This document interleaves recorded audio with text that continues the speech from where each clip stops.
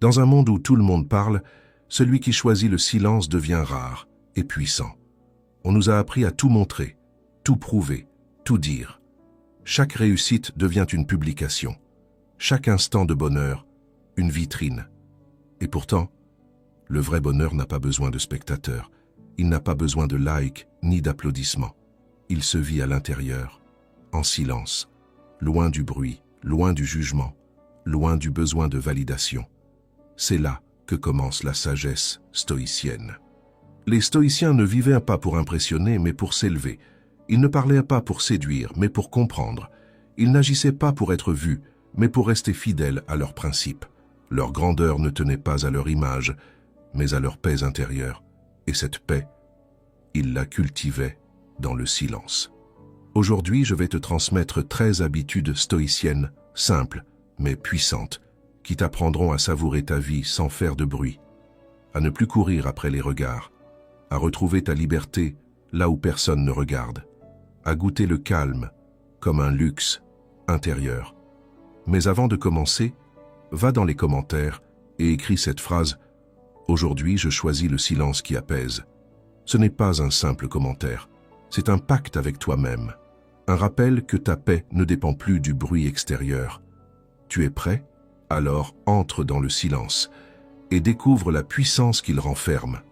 Leçon 1. Exprime ta gratitude sans faire de bruit. Tu n'as pas besoin de le dire pour que ce soit vrai. Tu n'as pas besoin de le montrer pour que ce soit réel. Tu n'as pas besoin d'en parler pour que ce soit profond. La gratitude est un acte intérieur, un silence qui éclaire de l'intérieur, un mouvement discret de l'âme, loin de toute démonstration, loin de tout public. Dans ce monde où chaque sourire devient une story, où chaque remerciement devient un post à partager, la gratitude stoïcienne est une rébellion. Elle est discrète, dépouillée, essentielle. Tu remercies non pas pour que l'on sache, mais parce que tu comprends, parce que tu vois vraiment ce que tu possèdes avant de le perdre. Marc Aurèle ne remerciait pas à haute voix. Il écrivait pour lui, dans l'ombre de ses pensées. Il se rappelait que rien ne lui appartenait, pas même son souffle. Et dans cette reconnaissance silencieuse, il trouvait une forme de liberté. Une légèreté que rien ne pouvait lui enlever, pas même l'adversité. Car le véritable remerciement ne dépend pas des circonstances. Il ne jaillit pas uniquement quand la vie est douce. Il s'invite même dans la douleur, dans l'incertitude, dans les pertes. Il dit « Je suis encore là, je respire encore. » Et rien que cela, déjà, mérite d'être honoré. Mais aujourd'hui, la gratitude s'est vidée de son essence. Elle est devenue spectacle. On remercie pour être vu remerciant. On partage nos petits bonheurs dans l'espoir d'être envié. Et sans le savoir, on glisse dans une spirale où dire merci devient un outil de comparaison, un appel à la validation. Mais ce n'est plus de la gratitude, c'est du marketing de soi. Un cœur reconnaissant n'a pas besoin de témoins. Il s'incline dans le silence. Il ne crie pas, il s'incline. Il ne se justifie pas, il accepte.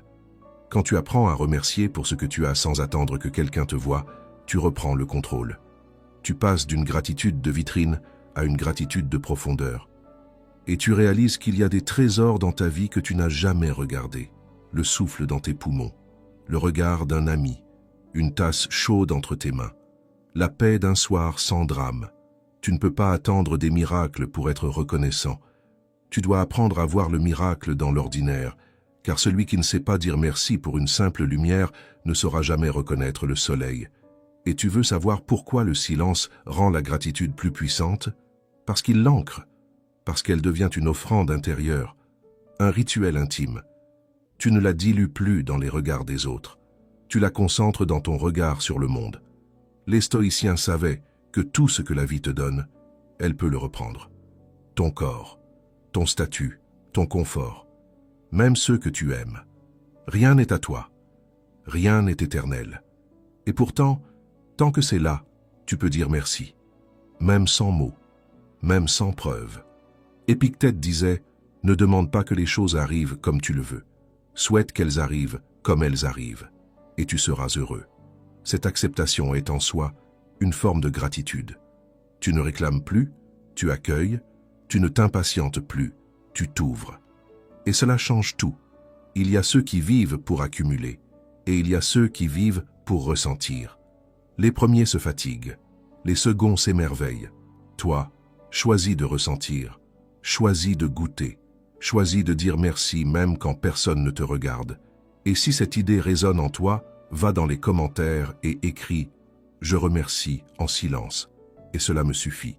Tu n'as pas besoin de le crier, tu n'as pas besoin d'en faire un drapeau. Mais écrire cette phrase aujourd'hui, c'est un acte, une promesse à toi-même, une déclaration d'indépendance envers le regard des autres. Car lorsque tu n'as plus besoin d'être vu pour te sentir comblé, alors tu es libre. Leçon 2. Recherche la paix, pas la tension. Dans un monde qui te pousse à te faire remarquer, choisir la paix intérieure est un acte de résistance. On t'a conditionné à penser que ta valeur dépend de ta visibilité, que si tu n'es pas vu, tu n'existes pas, que si tu ne cries pas, personne ne t'écoutera. Et pourtant, les plus grands mouvements de transformation ne font pas de bruit. Ils naissent dans le silence. Ils mûrissent dans l'ombre. Ils fleurissent dans le calme. La paix ne se négocie pas avec des followers. Elle ne se monnaie pas avec des likes. Elle ne se cherche pas dans l'écho, mais dans la profondeur. Les stoïciens l'avaient compris. Marc Aurèle, au sommet du pouvoir, aurait pu s'entourer de fastes, d'éclats, de distractions. Mais ce qu'il cherchait, ce n'était pas d'être acclamé, c'était d'être en paix. Il écrivait pour lui-même dans le secret de ses réflexions des mots qu'il était seul à lire, parce que sa paix ne dépendait de personne. Elle n'avait besoin d'aucune validation. Toi aussi, tu peux faire ce choix. Tu peux choisir de ne pas répondre, de ne pas participer au vacarme, de ne pas courir après l'attention. Non pas parce que tu te caches, mais parce que tu n'as plus besoin d'être vu pour être. Il y a un pouvoir immense dans le fait de ne pas réagir à chaque provocation, de ne pas entrer dans chaque débat, de ne pas justifier ton calme. Le monde t'incite à réagir, mais toi, tu peux observer. Le monde t'incite à t'exposer, mais toi, tu peux te recentrer. Le monde t'incite à te justifier, mais toi, tu n'as rien à prouver. Plus tu fais du bruit, moins tu t'entends. Plus tu cherches à être vu, plus tu t'égares. Et plus tu t'égares, moins tu trouves la paix. La paix, ce n'est pas l'absence de bruit autour de toi. C'est l'absence de tumulte en toi. C'est ce moment rare où tu n'as plus besoin de convaincre, ni de conquérir des regards. Épictète disait « Si tu veux progresser, contente-toi de paraître ignorant de certaines choses et ne cherche pas à briller par ton savoir. » Il savait que l'obsession d'être admiré est une forme de servitude, que celui qui a besoin d'être vu pour exister est déjà prisonnier du regard d'autrui. Mais celui qui cultive sa paix intérieure devient souverain de lui-même. Aujourd'hui, on confond souvent la visibilité avec la valeur, mais l'essentiel n'est pas ce que les autres voient, c'est ce que toi, tu ressens quand tout s'éteint, quand les écrans se ferment, quand tu es seul avec toi-même. Si tu ressens de la paix dans ce silence, alors tu as tout compris. Tu n'as pas besoin de publier ton bonheur pour qu'il existe. Tu n'as pas besoin d'annoncer tes projets pour qu'ils avancent. Tu n'as pas besoin de prouver ta valeur pour qu'elle soit réelle. Ce qui est vrai n'a pas besoin de projecteur. Il a besoin de cohérence et de paix. Cherche cette paix, protège-la, cultive-la comme une terre sacrée. Ne laisse personne y semer le doute ou le tumulte, et surtout, ne l'échange jamais contre quelques instants d'attention éphémère. Et si cette leçon trouve un écho en toi, écris en commentaire « Je préfère la paix à l'attention ». Car chaque mot est une intention, chaque phrase écrite est un ancrage, et cette décision, tu peux la prendre dès maintenant. Rappelle-toi, ce n'est pas en étant vu que tu trouves la paix, c'est en étant vrai, même dans l'invisible. Leçon 3. Pratique le détachement émotionnel. Tu n'es pas obligé de t'effondrer à chaque vague, tu n'es pas obligé de t'identifier à chaque émotion, tu n'es pas obligé de te perdre dans ce que tu ressens. Tu peux ressentir sans être submergé. Tu peux aimer sans t'attacher à tout prix. Tu peux vivre sans t'accrocher à ce qui t'échappe. Le détachement émotionnel, ce n'est pas l'indifférence. Ce n'est pas l'absence de sentiments. C'est la liberté intérieure de ne pas être dirigé par eux.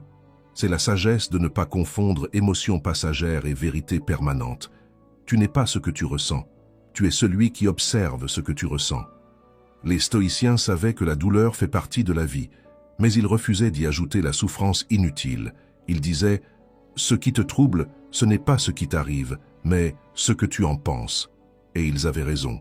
Ce n'est pas la perte qui te détruit, c'est l'attachement. Ce n'est pas la trahison qui t'enchaîne, c'est la rancune. Ce n'est pas la peur qui te paralyse, c'est ta résistance à l'incertitude. Tu ne peux pas tout contrôler, mais tu peux apprendre à ne pas te laisser emporter. Imagine une mer calme, puis une tempête. Ce n'est pas la mer qui disparaît, c'est juste la surface qui s'agite. Et toi, tu es cette mer. Tu peux traverser des tempêtes sans te renier. Tu peux vivre des émotions sans les laisser décider à ta place. Le détachement émotionnel, c'est choisir de ne pas réagir immédiatement. C'est respirer avant de répondre. C'est observer au lieu de s'emporter. C'est comprendre que tout passe, y compris la douleur. Et c'est dans ce silence intérieur, dans cette pause entre le ressenti et la réaction, que naît la véritable force, celle qui te permet de dire « Je vois ce que je ressens, mais je ne me réduis pas à cela ». Marc Aurèle affrontait des guerres, des trahisons, des épidémies, et pourtant, dans ses écrits, il revenait toujours à cette idée simple. Tu as du pouvoir sur ton esprit, pas sur les événements. Réalise cela, et tu trouveras la force. Alors oui, sois triste si tu dois l'être, sois en colère si cela te traverse, mais ne t'y installe pas. Ne construis pas ta maison dans une émotion passagère, observe-la, honore-la, puis laisse-la partir. Le détachement émotionnel est une forme de sobriété intérieure. Tu ne fuis pas ce que tu ressens, tu choisis simplement de ne pas le glorifier, de ne pas lui donner les clés de ton comportement. Et c'est ce choix, répété chaque jour, qui te libère. Car celui qui ne dépend plus de la stabilité émotionnelle pour avancer, celui-là devient inarrêtable. Si cette idée résonne avec toi, écris en commentaire « Je choisis de ressentir sans m'attacher ». Tu ne refuses pas l'émotion, tu refuses simplement qu'elle te dirige. Et à ce moment-là, quelque chose change. Tu ne réagis plus, tu réponds, tu ne t'accroches plus, tu laisses aller, tu ne subis plus, tu choisis. Et dans ce silence intérieur, dans cette paix retrouvée, tu découvres une chose précieuse. La vraie force, c'est de rester centré, même quand tout tremble autour. Leçon 4. Fais le bien sans le dire. Dans un monde où tout se montre, faire le bien en silence est une forme de rébellion. Aujourd'hui, les gestes de bonté sont souvent accompagnés d'un témoin, d'une caméra, d'un commentaire. On aide, mais on filme. On donne, mais on publie. On console, mais on le raconte. Mais faire le bien, ce n'est pas faire du bruit. Ce n'est pas faire briller son image. Ce n'est pas construire un récit. C'est simplement faire ce qui est juste, parce que c'est juste. Les stoïciens ne faisaient pas le bien pour en tirer gloire. Ils le faisaient parce que c'était leur nature, parce que la vertu, pour eux, suffisait. Épictète disait « Fais le bien, dis peu », et cette simplicité contient une puissance que le monde moderne a oubliée. Car quand tu fais le bien sans témoin, tu sais pourquoi tu le fais. Il n'y a plus de calcul, plus de stratégie, plus de quête de reconnaissance. Il ne reste que la pureté de ton intention. Et cette pureté-là, elle te construit. Le bien silencieux a quelque chose de sacré. Il n'éblouit pas, mais il éclaire. Il ne se montre pas, mais il transforme. Tu ne fais pas le bien pour être admiré. Tu fais le bien parce que tu ne pourrais pas faire autrement. Parce que c'est ta manière d'être aligné avec ce que tu sais vrai. Et tu veux savoir si ton intention est juste? Pose-toi cette question. Est-ce que je ferais ce geste si personne ne le voyait? Si la réponse est oui, alors ton action vient d'un lieu pur, d'un lieu noble, d'un lieu silencieux. Le monde n'a pas besoin de plus de spectacles. Il a besoin de plus de cohérence. Pas de grands gestes, mais de gestes sincères. Pas de héros visibles, mais de présence discrète. Marc Aurèle écrivait pour se rappeler chaque jour qu'il valait mieux être bon que paraître bon. Il n'attendait pas qu'on le remercie. Il ne faisait pas l'inventaire de ses vertus. Il agissait, puis il passait à autre chose, parce que son juge intérieur lui suffisait, parce que la paix que donne l'intégrité est plus profonde que n'importe quel applaudissement. Faire le bien dans le silence, c'est aussi une manière de se libérer. Tu n'attends plus de retour, tu n'as plus peur d'être oublié. Tu fais, puis tu lâches. Et dans ce lâcher-prise, tu trouves une paix rare. La paix de celui qui sait qu'il agit selon ses principes, sans avoir besoin que le monde l'approuve. Celui qui agit sans bruit construit des ponts invisibles. Il inspire par sa cohérence. Il enseigne par l'exemple. Il influence sans contrôler. Et cette influence-là, elle dure. Si cette idée résonne en toi, va dans les commentaires et écris « J'agis avec rectitude, pas avec bruit ». C'est une promesse, une boussole, une force tranquille, car le monde changera peut-être, ou peut-être pas. Mais toi, tu resteras debout, aligné, serein. Tu n'as pas besoin de scène, tu n'as pas besoin de témoins. Tu as seulement besoin d'être vrai, même dans l'ombre. Leçon 5. Réduis ce qui est superflu. Tu crois avoir besoin de plus, mais ce n'est pas plus qu'il te faut, c'est moins. Moins de bruit, moins d'objets, moins de distractions. Pas pour te punir, pas pour te priver, mais pour voir plus clair, respirer plus libre, exister avec plus d'intention. Le monde te vend l'idée que le bonheur se trouve dans l'accumulation, que chaque vide intérieur peut être comblé par une nouvelle chose. Un vêtement, une notification, une relation. Mais c'est faux. Chaque chose en trop t'éloigne un peu plus de toi. Les stoïciens l'avaient compris depuis longtemps. Ils savaient que la clarté intérieure commence par le dépouillement extérieur. Épictète, qui ne possédait presque rien, vivait avec une liberté que même les empereurs lui enviaient. Il disait « Plus tu as de choses, plus elles te possèdent ». Et il avait raison. Chaque objet que tu accumules est une chaîne invisible. Il demande à être entretenu, protégé, gardé. Il capte ton attention. Il occupe ton esprit. Et peu à peu, tu deviens l'esclave de ce que tu croyais maîtriser.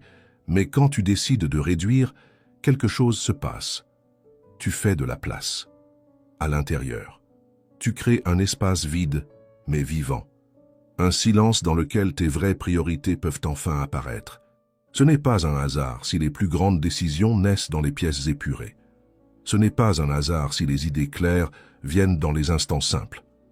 La simplicité n'est pas un manque. C'est une lucidité. C'est savoir ce qui compte et oser renoncer à ce qui encombre. Regarde autour de toi, regarde ta vie. Combien de choses gardes-tu par habitude? Combien de projets traînes-tu par peur de paraître instable? Combien de relations continues-tu simplement parce qu'elles sont là, pas parce qu'elles te nourrissent?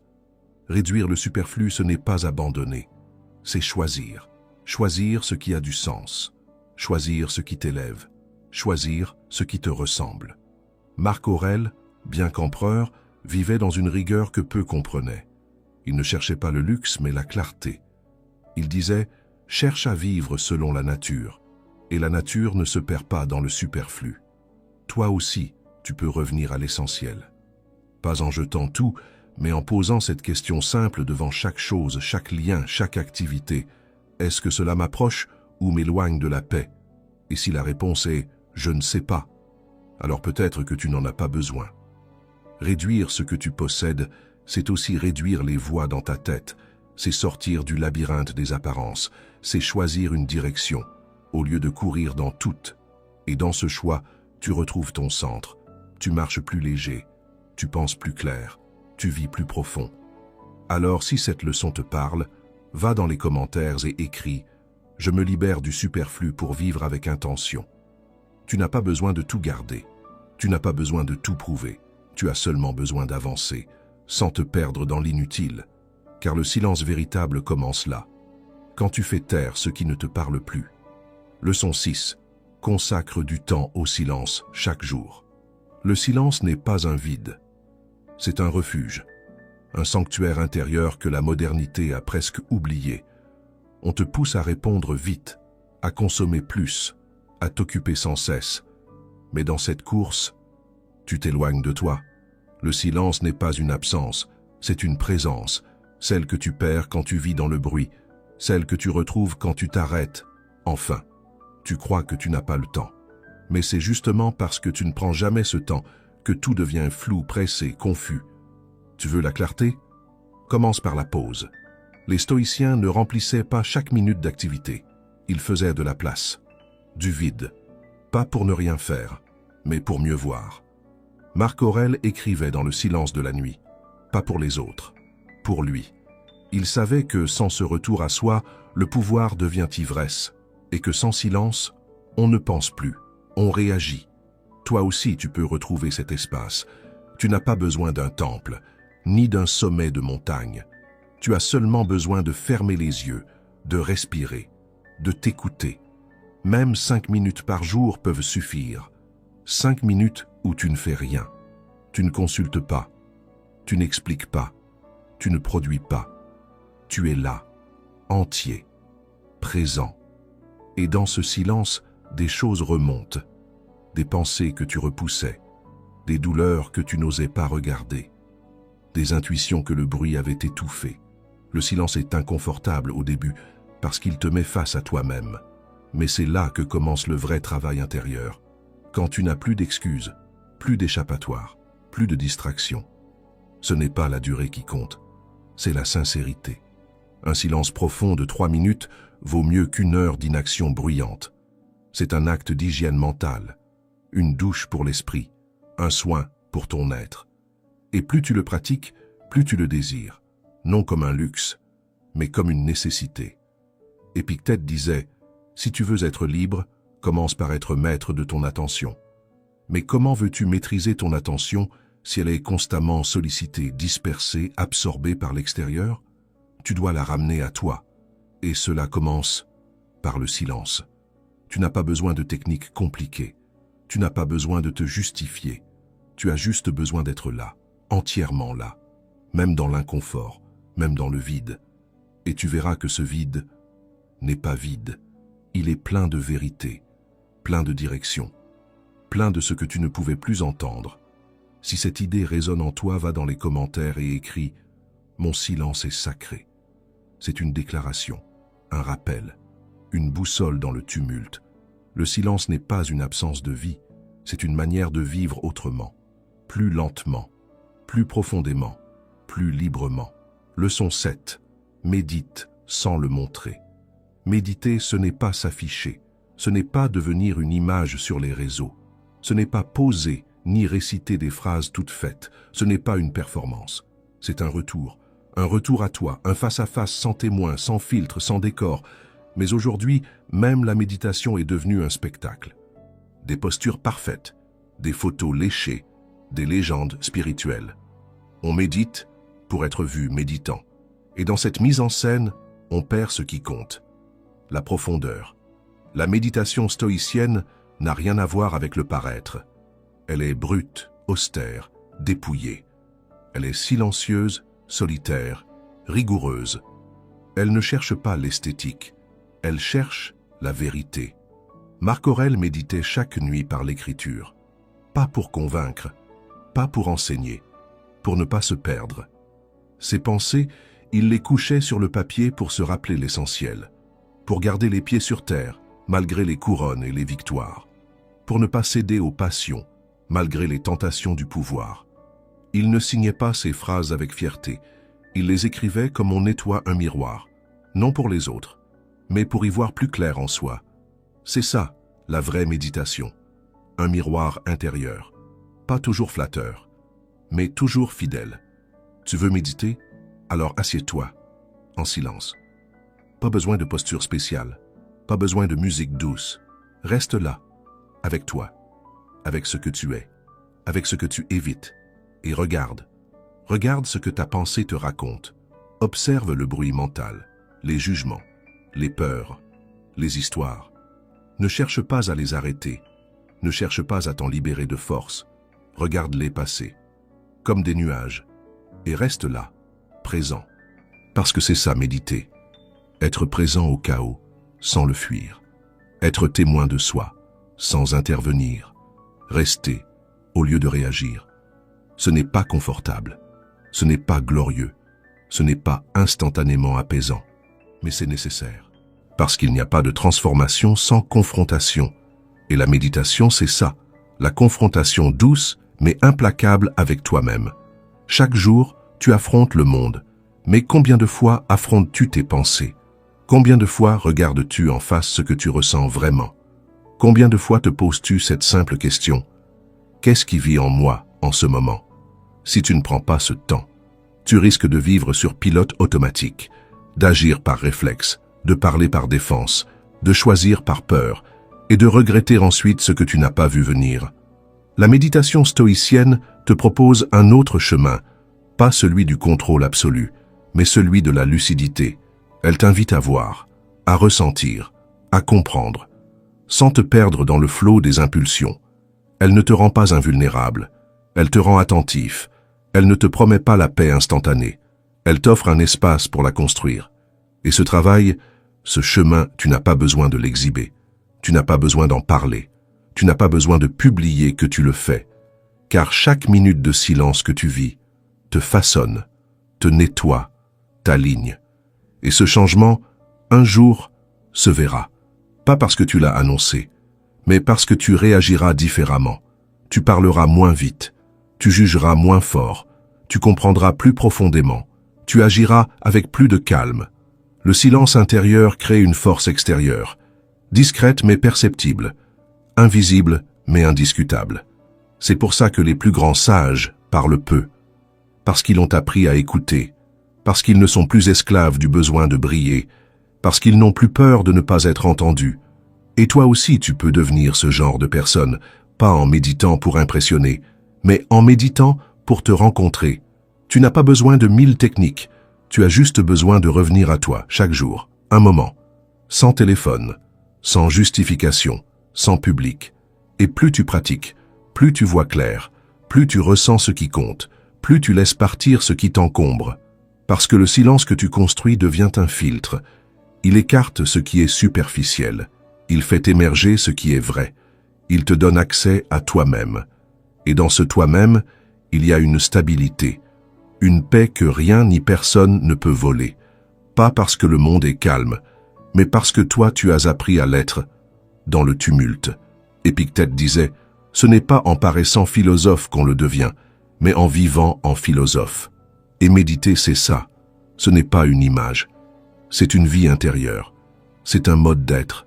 C'est un choix répété, humble, quotidien. Et ce choix, tu peux le faire maintenant. Pas pour prouver quoi que ce soit, mais pour être, entièrement, sincèrement. Et si cette leçon résonne en toi, écris dans les commentaires, mon silence me transforme. Pas pour les autres, mais pour toi, pour ancrer cette décision, pour t'en souvenir. Tu n'as pas besoin de montrer que tu médites. Tu as besoin de vivre ce silence, de l'incarner, de le respecter, de le protéger, car dans ce silence, tu redeviens maître de toi-même, et cela, même si personne ne le voit, fait toute la différence. Leçon 8. Pratique la tempérance. On t'a fait croire que la liberté, c'est de pouvoir tout faire, tout dire, tout consommer, tout ressentir, sans frein. Mais c'est faux. La vraie liberté, c'est de pouvoir te retenir, de pouvoir dire non, même quand tout en toi crie oui, de pouvoir choisir la mesure là où les autres cherchent l'excès. La tempérance, ce n'est pas la privation, c'est la maîtrise, c'est un art, celui de savourer sans dépendre, celui de profiter sans se perdre, celui de vivre sans se noyer. Dans un monde d'excès, la modération est une révolte silencieuse. Elle dit « Je n'ai pas besoin de plus. Je choisis ce qui me suffit. » Et ce choix est un pouvoir, car celui qui ne sait pas se limiter est un esclave de ses envies, de ses impulsions, de ses habitudes. Il croit qu'il se fait plaisir, mais en réalité, il s'épuise. Les stoïciens avaient compris que le plaisir, pris sans conscience, finit par devenir poison. Épictète le répétait, ce n'est pas ce que tu fais qui te rend libre ou esclave, mais la manière dont tu y es attaché, ce que tu manges, ce que tu regardes, ce que tu achètes, ce que tu désires. Tout peut être bénéfique ou destructeur. Tout dépend de ta relation à cela. Si tu ne peux plus t'en passer, alors ce n'est pas un choix. C'est une chaîne. Et c'est là que la tempérance devient essentielle. Elle ne t'interdit pas. Elle t'invite à choisir, consciencieusement, avec lucidité, avec calme, boire un verre, sans le chercher pour fuir, manger un plat, sans en faire une obsession, aimer quelqu'un, sans perdre ton centre, réussir sans vendre ton âme. La tempérance, ce n'est pas dire jamais, c'est savoir dire assez. Et ce mot, assez, il est devenu rare, car on t'a conditionné à vouloir toujours plus, plus de sensations, plus de reconnaissance, plus de confort. Mais à quel prix? Tu sacrifies ton énergie, ton clarté mentale, ta stabilité intérieure, parce que ce plus n'a pas de fin. Il te vide, il t'éloigne, il t'abîme. Marc Aurèle, dans toute sa grandeur d'empereur, vivait avec une simplicité que beaucoup jugeaient étrange. Il disait « Celui qui se contente de peu est plus proche des dieux que celui qui possède un empire, parce que celui qui se contente de peu est intouchable. Rien ne peut le faire chuter, rien ne peut l'enchaîner. Il est libre, parce qu'il a appris à vouloir moins. Et vouloir moins, ce n'est pas abandonner, c'est se recentrer, c'est remettre de l'ordre dans ses priorités. Tu peux profiter des plaisirs, mais ne les laisse pas te gouverner. Tu peux vivre dans l'abondance, mais ne laisse pas l'abondance devenir ton identité. Pose-toi cette question. Ce que je cherche en ce moment, est-ce que je le veux vraiment ou est-ce que j'essaie d'éteindre un vide? Si c'est pour combler un vide, alors ce n'est pas un plaisir, c'est une fuite. Et plus tu fuis, plus le vide s'agrandit. La tempérance te propose un autre chemin, celui de rester, celui de ne pas combler immédiatement, celui de laisser venir la sensation sans forcément la suivre. Tu sens l'envie monter? Observe-la, respire avec elle. Ne t'y oppose pas avec violence, mais ne la nourris pas non plus. Laisse-la être là, sans en faire une urgence, et tu verras qu'elle perd de sa force. Tu verras que ce qui semblait vital était juste une habitude. La tempérance, c'est ce silence entre l'envie et l'action. Ce battement de recul qui te rend souverain. Ce souffle de recul qui dit « Je choisis, je ne me précipite pas ». Et c'est dans ce souffle que tu retrouves ton pouvoir. Ce pouvoir, il ne fait pas de bruit, il ne s'affiche pas, il ne te rend pas supérieur, il te rend aligné. Et c'est cela que les stoïciens cherchaient, l'alignement, avec la nature, avec la raison, avec eux-mêmes. Ils savaient qu'une vie sans mesure finit toujours par se retourner contre soi, car l'excès fatigue, l'excès abrutit, l'excès déforme. Et toi, tu es ici pour voir clair, pour vivre avec intensité, mais sans dépendance. Car la vraie intensité, ce n'est pas faire beaucoup, c'est faire juste, avec conscience, avec présence. Regarde ton quotidien, regarde où tu dis trop souvent oui, où tu laisses tes impulsions te dicter la conduite, où tu ne sais plus t'arrêter. Ce sont là tes zones de reprise, ce sont là tes portes d'entrée vers la tempérance. Et tu n'as pas besoin de tout changer en un jour. Tu as seulement besoin de commencer, de créer un espace entre ton envie et ta réponse, de ralentir, de respirer, de te demander « Est-ce que cela me construit ou me consomme ?» Et dans cette simple question se cache une immense sagesse, parce que chaque jour, tu as le choix. Soit tu obéis à tes impulsions, soit tu réponds avec discernement. Et cette réponse, silencieuse mais puissante, façonne ton caractère, jour après jour, choix après choix. Alors si cette leçon résonne en toi, écris dans les commentaires « Je choisis ce qui me construit, pas ce qui me contrôle ». Pas pour impressionner, mais pour ancrer, pour sceller cette intention dans ton esprit.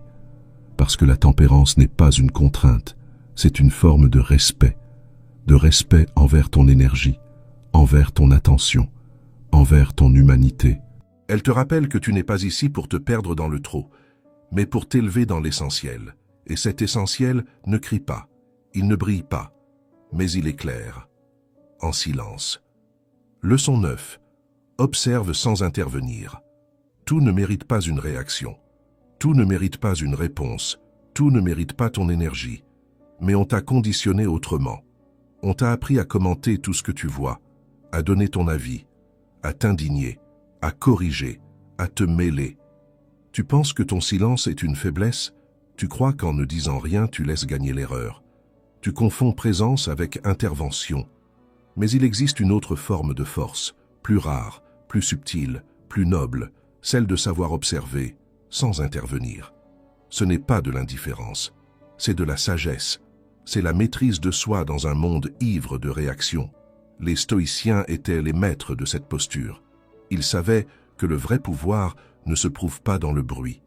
Il se vit dans la retenue, dans la capacité à être là, lucide, ancré, sans avoir besoin de tout contrôler. Épictète le disait clairement. Ce qui dépend de toi, maîtrise-le. Le reste, observe-le.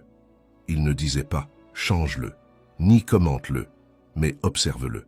Et ce verbe, aujourd'hui, est révolutionnaire. Observer, sans juger, sans interrompre, sans vouloir posséder l'instant. Car ce que tu observes t'apprend, te révèle, t'éclaire. Mais ce que tu tentes de contrôler te fatigue, te vide, te précipite dans l'impuissance. Observer sans intervenir, c'est reconnaître que tu n'es pas le centre du monde, que tout ne t'appartient pas, que tu n'as pas à sauver tout le monde, ni à corriger chaque détail de ce que tu vois. C'est la posture de l'arbre, solide, présent. Il ne parle pas, mais il voit tout, et parce qu'il ne réagit pas, il inspire confiance. Toi aussi, tu peux devenir cet arbre. Tu peux devenir cette présence qui rassure sans parler, qui écoute sans interrompre, qui comprend, sans imposer. Dans une discussion tendue, tu n'as pas besoin de prendre position immédiatement. Dans un conflit qui ne t'appartient pas, tu n'as pas besoin de t'y jeter. Dans une provocation, tu n'as pas besoin de mordre à l'hameçon. Parfois, le silence est la réponse la plus puissante, parce qu'il refuse de nourrir l'absurde, parce qu'il coupe l'élan du chaos, parce qu'il conserve l'énergie pour ce qui en vaut la peine.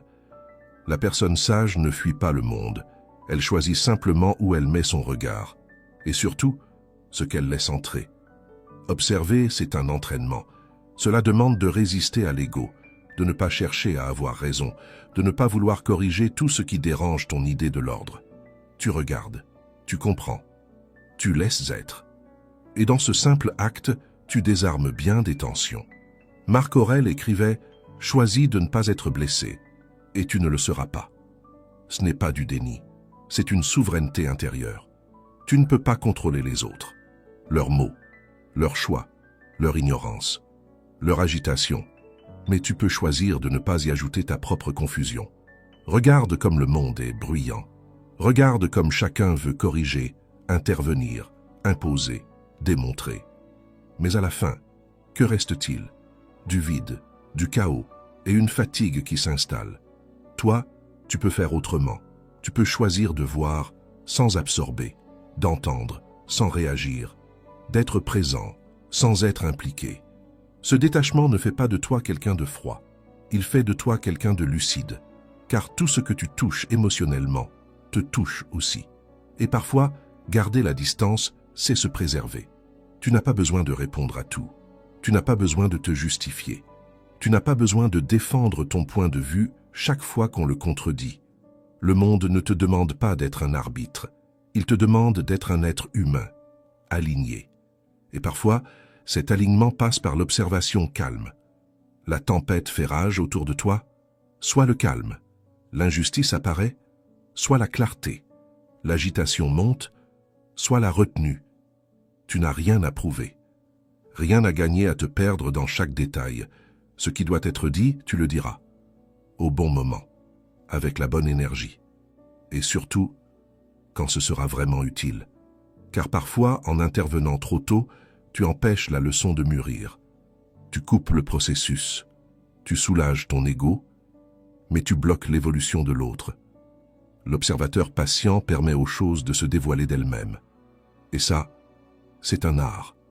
Celui de ne pas précipiter le réel, de ne pas voler l'expérience, de laisser la vie suivre son rythme. Le silence actif est plus fort que le bruit réactif. L'attention tranquille a plus d'impact que 1000 arguments criés.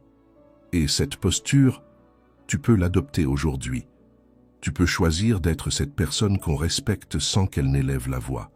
Cette présence qu'on ressent, sans qu'elle ne cherche à dominer. Ce regard qui contient sans blesser. Si cette idée résonne en toi, écris dans les commentaires.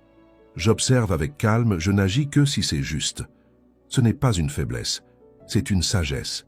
C'est le choix conscient de préserver ton énergie pour ce qui mérite vraiment ton engagement.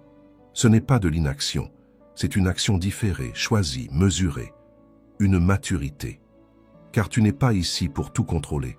Tu es ici pour voir clair et parfois pour laisser passer. Et c'est dans ce laisser passer que tu grandis. Leçon 10. Vis le présent sans le publier. Il y a des instants qu'on devrait garder pour soi, des silences qu'on ne devrait pas remplir, des émotions qu'on ne devrait pas traduire en contenu. Mais aujourd'hui, tout s'expose. Chaque coucher de soleil devient une story. Chaque rire, un post. Chaque regard, une opportunité de capturer et de montrer. Comme si vivre ne suffisait plus. Comme si ce qui ne se montre pas n'existait pas. Et pourtant, le vrai présent, celui qui transforme, ne supporte pas la distraction. Il demande ton attention entière, ton regard entier, ton cœur entier. Le stoïcien ne vit pas pour raconter, il vit pour vivre. Il ne cherche pas à documenter chaque instant, il cherche à le ressentir pleinement, à l'habiter en silence. Car ce silence, c'est la marque du vrai. Ce qui est authentique n'a pas besoin de témoins. Ce qui est précieux n'a pas besoin de publicité. Et ce qui est sacré se garde à l'intérieur. Regarde ton rapport au monde. Combien d'instants passes-tu à les photographier au lieu de les traverser? Combien de moments passes-tu à anticiper ce que tu vas publier au lieu de les ressentir? Tu crois les vivre, mais tu les transformes déjà en contenu. Et dans cette précipitation à montrer, tu perds ce qui est fragile, vivant, sacré. Tu n'es plus là, tu es déjà ailleurs, dans l'image, dans le récit, dans le regard de l'autre. Mais vivre, ce n'est pas performer, ce n'est pas produire une image à consommer, c'est goûter, c'est s'imprégner, c'est devenir l'instant, sans chercher à le figer. Les stoïciens pratiquaient cette présence radicale. Ils savaient que chaque jour est un prêt, pas un dû, que chaque respiration est une grâce, pas une routine, et qu'il serait indécent de vivre en ne pensant qu'à ce qu'on dira après. Marc Aurèle écrivait dans ses pensées « Ce moment est tout ce que tu possèdes. Utilise-le avec respect. » Et ce respect commence ici, en ne cherchant pas à capturer chaque moment, mais à le ressentir, à le laisser te traverser, à lui permettre d'être ce qu'il est sans l'obsession de le transformer en souvenir digital. Tu veux vivre? Alors regarde vraiment, sens vraiment, aime vraiment. Sans écran entre toi et le monde, sans filtre entre toi et ton émotion. Le présent est un miracle discret. Il ne t'attend pas, il ne se répète pas, il ne se justifie pas, et il ne t'appartient vraiment que si tu le vis sans chercher à le posséder. La publication immédiate est souvent une forme de fuite. Tu ne veux pas vraiment partager, tu veux prolonger, tu veux figer, tu veux que d'autres confirment que ce que tu as vécu valait la peine. Mais cette validation n'est qu'un écho, une ombre, une illusion. La seule validation réelle vient de toi, de ton intériorité, de ce que tu ressens, et que personne d'autre ne peut mesurer. Et ce ressenti-là, il ne se traduit pas en like, il ne se compte pas en vues, il se mesure dans ton silence intérieur, dans ta paix, dans cette trace que l'instant laisse en toi sans avoir besoin d'être montré. Épictète disait « Ne te glorifie pas de ce que tu vis, vis-le ». Et cette phrase, dans sa simplicité, est un rappel brutal. Tu n'as rien à prouver, tu n'as rien à montrer. Tu as seulement à vivre avec conscience. Et cette conscience, elle est incompatible avec la distraction permanente. Tu ne peux pas goûter profondément et filmer en même temps. Tu ne peux pas ressentir intensément et prévoir une légende Instagram. Il y a des moments qui t'appartiennent. Des moments que tu n'as pas besoin d'expliquer, pas besoin d'illustrer, pas besoin de partager. Ce sont tes trésors invisibles, ta mémoire intérieure, ton jardin secret. Et dans ce jardin, tu n'as pas besoin d'audience, tu n'as besoin que de présence. Alors, la prochaine fois que tu vis quelque chose de beau, essaie de ne pas sortir ton téléphone, essaie de ne pas penser à l'angle ni à la lumière, reste là, juste là, et regarde, et ressens, et tu verras. Ce moment se gravera en toi d'une façon bien plus profonde. Il deviendra une partie de toi. Pas une image externe, pas un souvenir déformé, mais une empreinte intérieure. Et c'est cela, la vraie richesse. Ce que tu portes en silence, ce que personne ne peut voir, mais que tu sens vivre en toi. Ce silence vaut plus que 1000 likes. Il est vivant, durable, réel. Alors si cette leçon résonne en toi, écris dans les commentaires « Je choisis de vivre » sans devoir tout montrer. Ce n'est pas une déclaration contre la technologie. C'est une déclaration pour ton intégrité, pour ta paix, pour ton lien à l'instant. Tu n'as pas besoin de preuves, tu as besoin de profondeur. Et la profondeur ne se publie pas. Leçon 11. Accepte la vie telle qu'elle est. La plupart de tes souffrances ne viennent pas de ce qui t'arrive, elles viennent de ce que tu espérais à la place, du décalage entre ce que tu vis et ce que tu avais imaginé. Et ce décalage devient une prison, une lutte intérieure, un refus silencieux de ce qui est.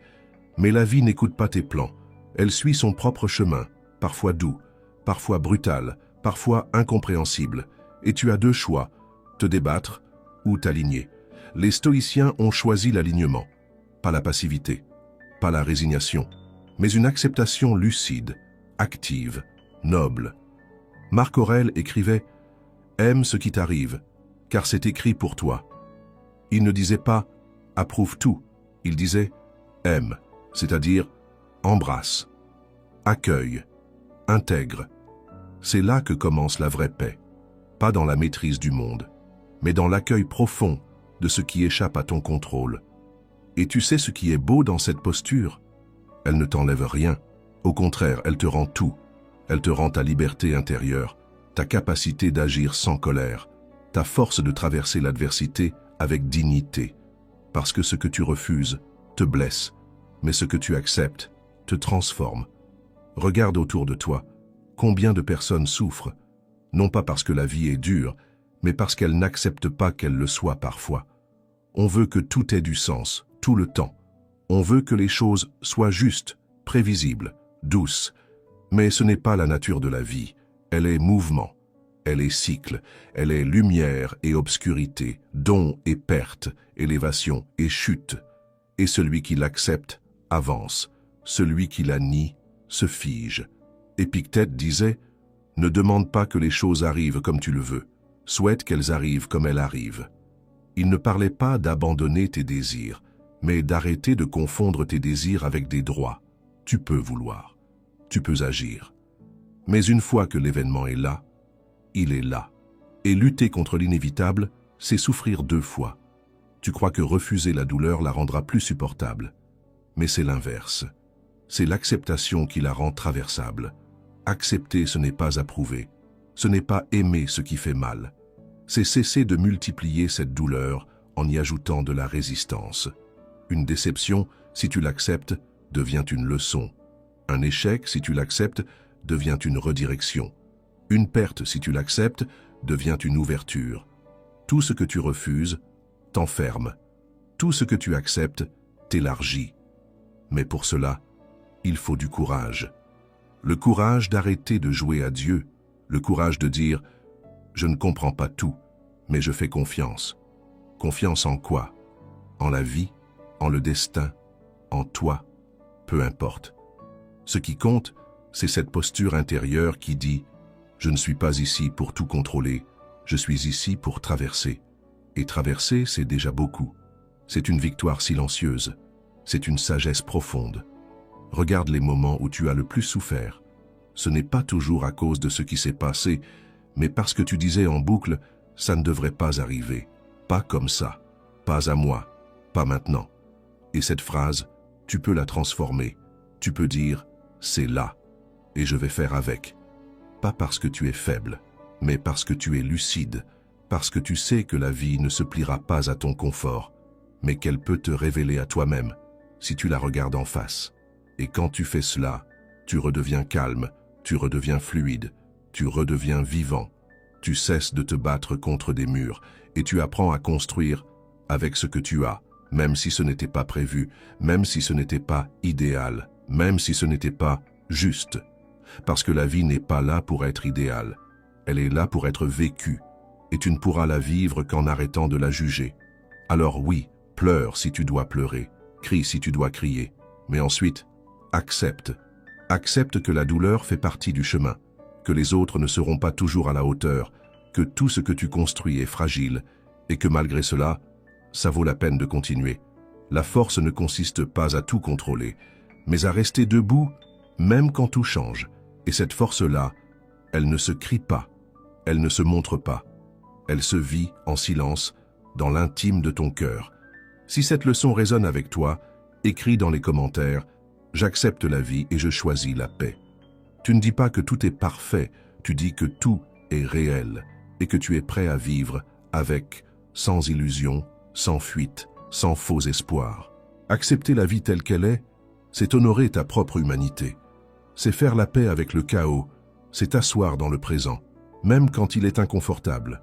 Et dans ce geste, discret mais puissant, tu t'ouvres à une paix que rien ne peut acheter. Une paix que rien ne peut te voler, parce qu'elle ne dépend pas du monde. Elle dépend de ta posture. Leçon 12. Entoure-toi de personnes paisibles. Ta paix intérieure est précieuse. Elle ne fait pas de bruit, mais elle peut tout changer. Et pourtant, elle est fragile. Elle se construit lentement, mais peut être brisée en un instant. Par une simple présence, tu peux méditer, respirer, écrire, t'aligner. Mais si ton entourage est chaos, ton calme devient instable. C'est une vérité que les stoïciens connaissaient bien. L'âme se façonne au contact d'autres âmes. Et tu ne peux pas protéger ton esprit si tu laisses entrer n'importe qui dans ton espace intérieur. Épictète disait « Fuis la compagnie de ceux qui corrompent ton esprit ». Ce n'est pas un rejet, ce n'est pas du mépris, c'est une forme d'hygiène émotionnelle, une sélection sacrée. Parce que certaines personnes te tirent vers toi et d'autres t'en éloignent. Il y a des présences qui calment, des voix qui apaisent, des silences qui réconfortent, et il y a d'autres énergies, celles qui exigent, qui jugent, qui commentent tout, qui te poussent à réagir, à te justifier, à te défendre. Et dans cette tension, tu te perds, tu deviens nerveux, réactif, fatigué, tu retombes dans d'anciens schémas, tu t'oublies.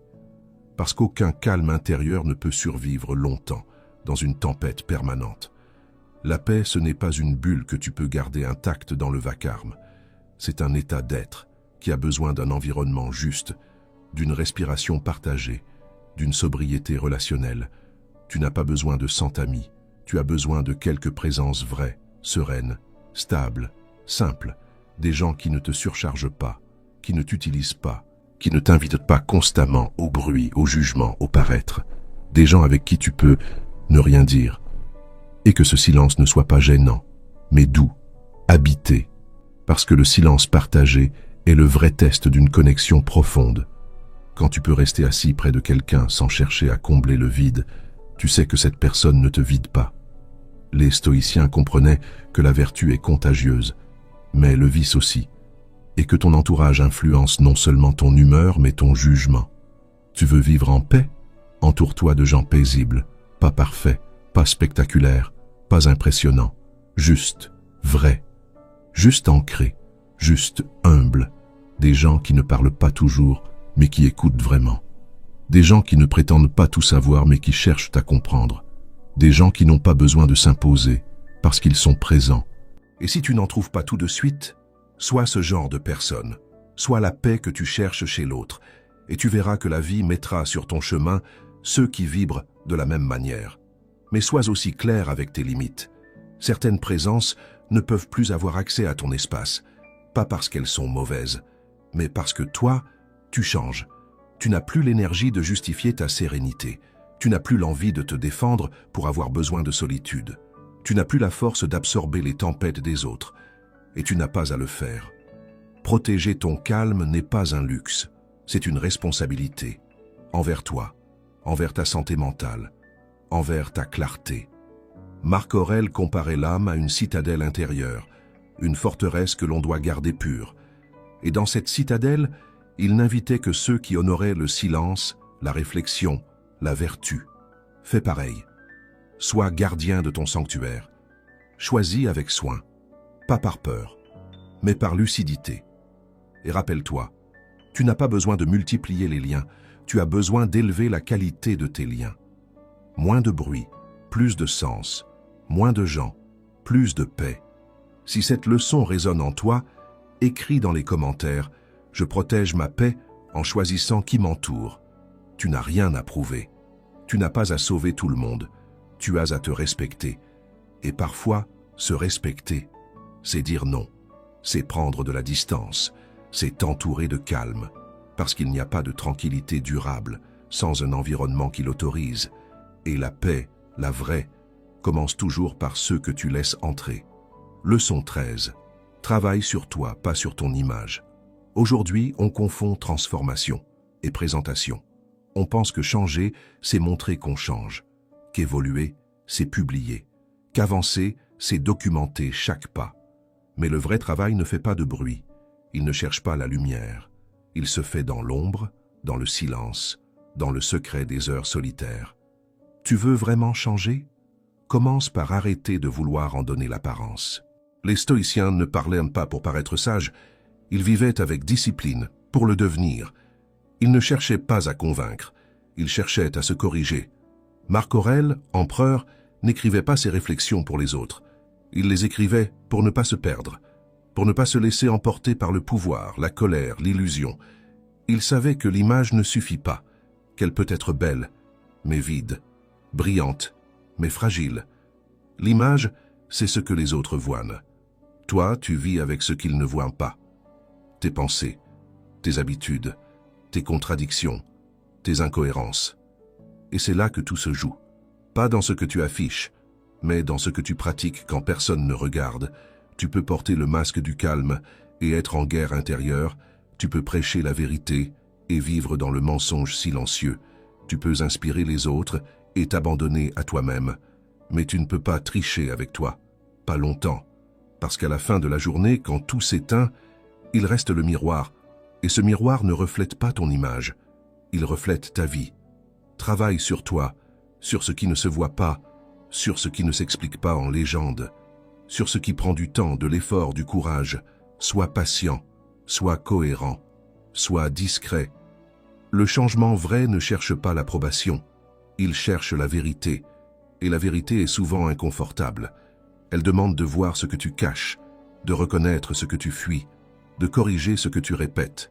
Mais c'est là que tu grandis, pas dans le récit, mais dans le réel. Tu veux devenir meilleur?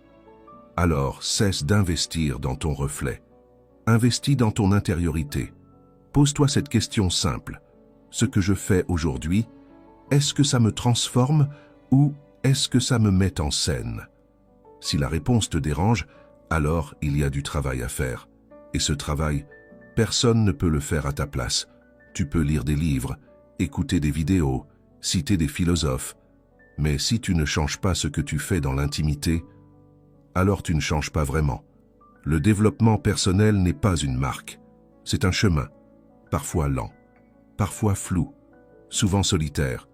Mais à chaque pas sincère, tu te rapproches de toi, de ton centre, de ta liberté. Et cette liberté-là ne dépend pas de ton image. Elle dépend de ta rigueur. Épictète disait « Ne cherche pas à être philosophe. Vis comme un philosophe. » Autrement dit, ne cherche pas à paraître sage. Sois-le. Même si personne ne te voit, même si personne ne te comprend. Parce que ta paix ne vient pas de l'admiration des autres. Elle vient de ta cohérence, de ta droiture invisible, de tes efforts silencieux. Tu n'as pas besoin d'annoncer que tu travailles sur toi. Tu as besoin de le faire, jour après jour, par des gestes simples, par des choix discrets, par des retours honnêtes à l'essentiel. Et ce travail-là, il ne donne pas de gloire immédiate, mais il t'enracine, il te stabilise, il te rend vrai. Tu n'as plus besoin d'être validé, parce que tu te connais.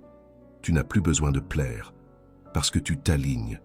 Tu n'as plus besoin de projeter une image parfaite, parce que tu as fait la paix avec tes imperfections. Et quand tu vis ainsi, tu inspires, pas par ton apparence, mais par ton aura, par ton calme, par ton intégrité. Et cette influence-là est silencieuse, mais profonde. Si cette leçon résonne en toi, écris dans les commentaires. Je travaille sur moi, pas sur mon image. C'est une promesse, une boussole, une déclaration de fidélité à ta vérité. Tu n'es pas ici pour être parfait. Tu es ici pour être vrai. Et cela suffit. Tu n'as pas besoin de te justifier pour vouloir vivre en silence. Tu n'as pas à expliquer ton calme, ton retrait, ta sobriété.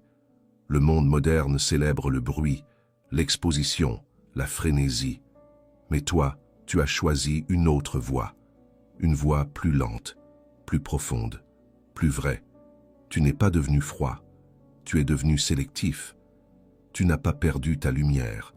Tu as juste cessé de la brûler pour éclairer ceux qui ne veulent pas vraiment voir. Ton silence n'est pas vide. Il est plein de conscience, de choix, de maturité. C'est le fruit d'un travail intérieur que peu comprennent, mais que tout le monde ressent. Ce que tu construis en silence grandit différemment. Ce que tu protèges du regard des autres s'enracine. Et ce que tu n'expliques pas devient sacré. Tu n'as pas besoin que tout le monde te comprenne. Tu as juste besoin d'être en paix avec toi-même. Et cette paix ne s'achète pas. Elle se cultive, elle s'apprend, elle se mérite. Chaque habitude stoïcienne que tu pratiques t'éloigne un peu plus de l'agitation et te rapproche de toi, de ton centre, de ta sagesse, de ta vraie nature. Alors continue, même si personne ne te voit, même si ton chemin semble étrange aux yeux des autres. Rappelle-toi, ce n'est pas le bruit qui rend un chemin juste, c'est la vérité qu'il contient. Et si tu ressens cet appel à vivre plus simplement, plus librement, plus profondément, alors écris dans les commentaires cette phrase comme une promesse envers toi-même. Je choisis le silence pour me retrouver. Tu ne laisses pas tomber le monde, tu te retrouves pour mieux le traverser. Avec plus de clarté, avec plus de paix, avec plus de présence. Et ce choix, même discret, change tout.